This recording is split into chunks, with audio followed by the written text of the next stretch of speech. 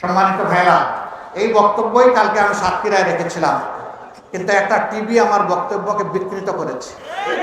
জামাতের আমির বলেছেন যে যেমন ইচ্ছা মহিলারা তারা পোশাক করতে পারবে। আরে ভাই, আশ্চর্য! এত কষ্ট করে আমার এত সার্ভিস দিলেন আপনি, আমি যা বলতে পারলাম না আপনি একটু আগায় দিলেন। কেন রে ভাই আমার প্রতি এত দরদ, কেন এত ভালোবাসা? খালেদ মহিউদ্দিন উনি আমাকে প্রশ্ন করেছিল যে কিছু মানুষ আজীবন আপনাদের বিরোধিতা করে কেন? আমি বললাম বেশি ভালোবাসে তো এই জন্য আমাদেরকে একটু কষ্ট হয়। ভাই, এই কষ্টানি থেকে আমরা বাঁচতে চাই। ফ্যাসিজমের দাতা কোলে আমরা ছিলাম সবচেয়ে বেশি মজলুম, আমাদেরকে একটু শান্তি দেন ভাই। হ্যাঁ, আলহামদুলিল্লাহ বেশিরভাগ মিডিয়া বা ব্যাপক সংখ্যক মিডিয়া এখন সত্যকে সত্য হিসাবে তুলে ধরছে। আমি তাদেরকে অভিনন্দন জানাই।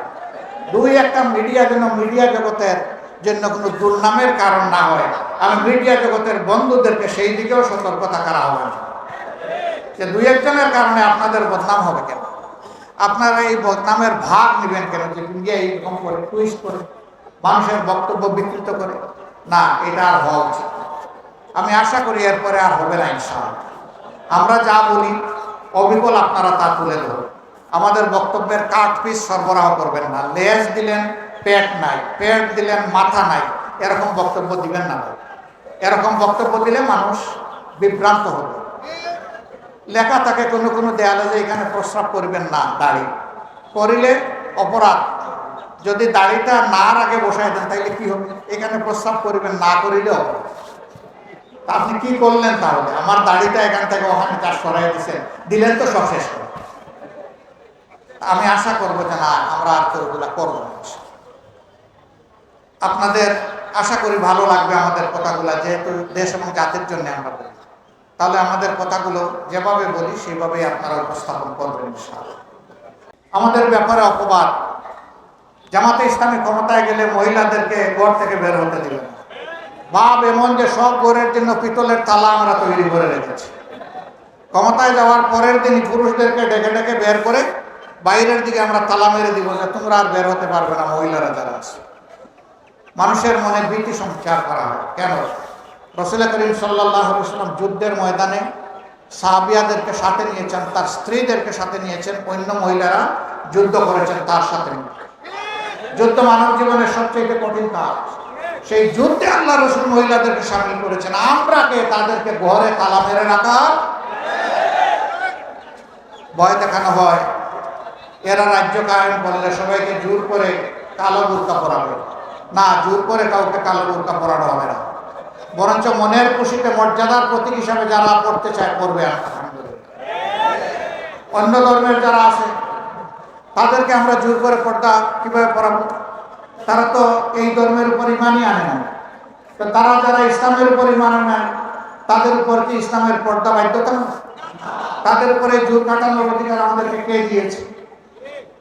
সুতরাং যারা মর্যাদার প্রতীক হিসাবে ইমান এবং ইসলামকে বুকে ধারণ করে বোরকা পড়তে চাইবে তাদেরকে যেমন তিরস্কার করা হবে না, ঠিক তেমনি ভাবে কেউ তার বিশেষ কারণে, ধর্মীয় কারণে সে যদি ওরকম পোশাক না পরে তাকেও তিরস্কার করা হবে। সম্মানিত ভাইরা, এই বক্তব্যই কালকে আমি সাতক্ষীরায় রেখেছিলাম, কিন্তু একটা টিভি আমার বক্তব্যকে বিকৃত করেছে।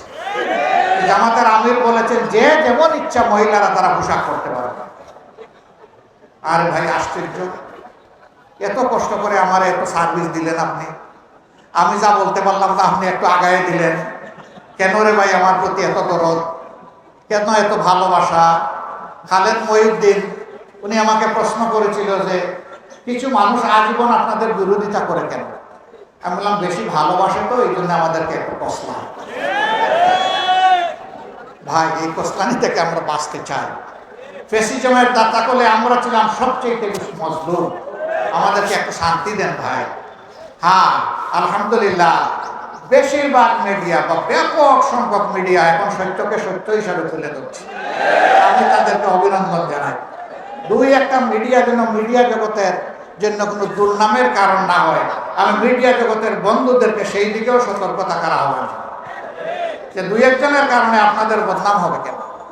আপনারা এই বদনামের ভাগ নেবেন কেন? যে মিডিয়া এইরকম করে টুইস্ট করে মানুষের বক্তব্য বিকৃত করে, না, এটা আর হওয়া উচিত। আমি আশা করি এরপরে আর হবে না ইনশাআল্লাহ। আমরা যা বলি অবিকল আপনারা তা তুলে ধরুন।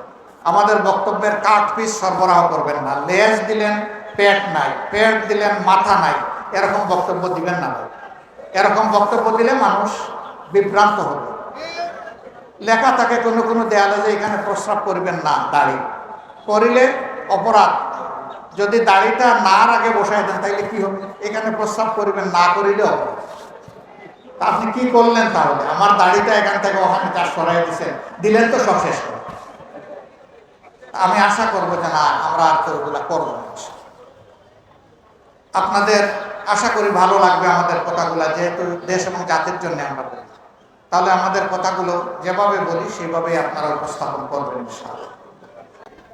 এই প্রিয় বাংলাদেশে আমরা সবাই মিলে বাংলাদেশকে ভালোবাসি, ভালোবাসতে চাই এবং আমরা বিশ্বাস করতে চাই যে সত্যিকার অর্থে দেশকে যারা ভালোবাসে তারা মানুষের কোনো ক্ষতি করতে পারে না। আমরা একটা কল্যাণ রাষ্ট্র কায়েম করতে চাই। আমরা এই কল্যাণ রাষ্ট্র জাতি, ধর্ম, বর্ণ নির্বিশেষে প্রত্যেকটা নাগরিক তার যোগ্যতা অনুযায়ী অবদান রাখবে ইনশাআল্লাহ। অনেকে বিশ্বাস করতে চান না যে আপনারা কি আসলেই কোনোদিন বাংলাদেশের দায়িত্ব পেলে এরকম করবেন। হ্যাঁ, আমরা করব। বলবেন এখন কি তার কোনো প্রমাণ আছে? হ্যাঁ, আছে। আমি ছোট্ট একটা প্রতিষ্ঠানের খাদেম। 2006 সালে এই প্রতিষ্ঠানের জন্ম। সিলেটে একটা মেডিকেল কলেজ আছে। এই প্রতিষ্ঠানে এখন 1700 কর্মকর্তা কর্মচারী আছে। তার মধ্যে সকল ধর্মের মানুষ আছে। গুরুত্বপূর্ণ পদে বিভিন্ন ধর্মের লোকেরা আছে। আমরা ধর্ম দেখে কাউকে ওখানে পদায়ন করি না। আমরা তার যোগ্যতার মূল্যায়ন করছি, তার সততা, দক্ষতার মূল্যায়ন করছি। ইনশাআল্লাহ ওরকম বাংলাদেশ যেটা কায়েম হবে, আল্লাহ আমাদেরকে যদি সুযোগ দেন, তাহলে সবাই মিলেই আমরা দল মত নির্বিশেষে এই দেশ গড়ব ইনশাআল্লাহ। এমন একটা দেশ আপনারা চান? চাই বললেই হয়ে যাবে না। অনেক চ্যালেঞ্জ সামনে আসবে। 5 তারিখের পরিবর্তনের পর মানুষ যখন শান্তির নিঃশ্বাস নিচ্ছে, তখন এই শান্তি আবার কেড়ে নেওয়ার জন্য দফায় দফায় আমাদের উপরে হামলা চলছে এই দেশে। আমাদের আকাশের কালো মেঘ পুরাপুরি কেটে যায়নি। কালো শকুনের থাবা এখনো মেলার চেষ্টা করা হচ্ছে। তবে আমরা মহান আল্লাহর উপর ভরসা করে বলতে পারি, জীবন দেব কিন্তু বাংলাদেশের 1 ইঞ্চি জমি কাউকে দেব না। ইনশাআল্লাহ, ইনশাআল্লাহ। আল্লাহ ওয়াদা পালনের শক্তি আমাদেরকে দান করুন। যে জাতি ঐক্যবদ্ধ হয়ে লড়াই করে, এই জাতিকে পরাজিত কেউ করতে পারে না। আমরা ইনশাআল্লাহ ঐক্যবদ্ধ থাকবো। আগামীর যত চ্যালেঞ্জ আসবে আল্লাহর উপর ভরসা করে মোকাবেলা করব। আমরা কখনো নিরাশ হব না। আমাদের নিরাশ হওয়ার কোনো প্রয়োজন নাই, জায়গাও নেই। আমরা ইনশাআল্লাহ দারুণ আশাবাদী যে আগামীতে একটা সোনালী বাংলাদেশ গঠন করা যাবে ইনশাআল্লাহ। এই বাংলাদেশ গঠনে বাংলাদেশ জামাতে ইসলামী তার কার্যক্রম পরিচালনা করছে। যারা জামাতে ইসলামের আহ্বানে সাড়া দেন তাদেরকেই আমরা জনগণের কর্মীতে পরিণত করি। তারা আমাদের দাওয়াত নিয়ে জনগণের কাছে যান, আবার তারা জনগণের সুখ দুঃখের ভাগাভাগি অংশীদার হয়। জনগণকে আমাদের সম্পদ মনে করতে হবে, তাদের প্রতি সম্মান প্রদর্শন করতে হবে। এইভাবে আমরা জনগণের অংশ হয়ে জনগণের মুক্তির জন্য লড়াই যদি অব্যাহত রাখতে পারি, তাহলে জনতার মুক্তি আসবে ইনশাআল্লাহ। সেই মুক্তির লড়াইয়ে আপনাদেরকে প্রস্তুত হওয়ার জন্য, নিজেদের নৈতিক মান, জাগতিক মান উন্নত করার জন্য এবং আরো বড় ত্যাগের জন্য প্রস্তুতি নেওয়ার জন্য আমি আহ্বান জানাচ্ছি। আপনাদের মাধ্যমে ফরিদপুরের আপামর জনগণের কাছে আমরা কৃতজ্ঞতা জানাচ্ছি। আজকের এই আয়োজন করতে গিয়ে বিভিন্ন জায়গায় রাস্তায় চলাচলে কষ্ট হয়েছে। আমরা এই কষ্টের জন্য দুঃখ প্রকাশ করছি। আমরা যদি কোনো কষ্ট না দিয়ে পারতাম আলহামদুলিল্লাহ খুবই ভালো হতো। যেটুকু কষ্ট হয়েছে আমাদেরকে ক্ষমা করবেন। প্রিয় দেশের জন্য দুটো কথা বলতে আপনাদেরকে এই কষ্ট দিয়েছি মাত্র, অন্য কিছু নয়। ইনশাআল্লাহ লড়াইয়ের ময়দানে আগামীতেও দেখা হবে, রাজপথেই দেখা হবে। আল্লাহ তাআলার কাছে এমন একটা দেশ চাই এমন একটা জাতি চায় যে দেশ এবং জাতিকে আল্লাহ তাআলা ভালোবাসেন। এখানে আপনারা যারা এসেছেন তারা আল্লাহকে ভালোবেসে এসেছেন। আল্লাহকে সাক্ষী রেখে আমরা বলতে চাই, হে আল্লাহ, আমরা পরস্পরকে শুধুই কেবল তোমার জন্য ভালোবাসি। আমাদের এই ভালোবাসা তুমি কবুল করো। তোমার হাবিব সাল্লাল্লাহু আলাইহি ওয়াসাল্লামের মাধ্যমে তুমি সুসংবাদ দিয়েছো, যখন ইমানদাররা পরস্পরকে তোমার জন্য ভালোবাসে তখন তুমি নাকি তাদেরকে তোমার জান্নাতের মেহমান হিসেবে কবুল করো। আমাদের এই ভালোবাসা তোমার জান্নাত পর্যন্ত পৌঁছে যাক। দোয়া আপনারা ফরিদপুরের জনগণের কাছে আমাদের সালাম পৌঁছাবেন, দোয়া চাইবেন, আপনাদের জন্য দোয়া থাকবে। আল্লাহ যেন ফরিদপুরবাসীর উপর রহম করেন, শান্তির ফয়সালা নাজিল করেন, ইজ্জতের একটা জায়গায় পরিণত করে দেন এবং এই ফরিদপুর থেকে দেশপ্রেমিক মানুষের জন্য মিছিল শুরু হয়। আল্লাহ তাআলার দরবারে সেই দোয়া করি। সেই রাষ্ট্র কায়েমের জন্য আমরা চাই আপনাদের ভালোবাসা, আমরা চাই আপনাদের দোয়া, আমরা চাই আপনাদের সমর্থন, আমরা চাই আপনারা আমাদের পাশে থাকবেন, আপনারা আমাদের সাথে থাকবেন।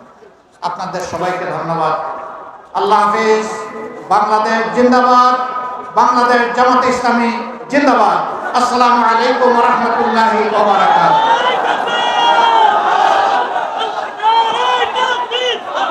সংগ্রামী ভাইরা, প্রোগ্রামের শেষ পর্যায়ে এখন আপনাদের সামনে সভাপতির বক্তব্য রাখছেন ফরিদপুরের